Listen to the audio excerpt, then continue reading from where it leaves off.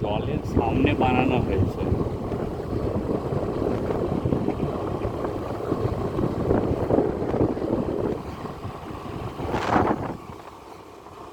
আমরা ওই জায়গায় এসেছি, তারপরে আমরা আরও আগিয়ে গেলাম। এই যে সেন্ট্রাল রোড, এটাই তো মনে হয়। আরে central for design and development, এটাই এই যে ওই যে ফ্যাক্টরি, এটাই হবে।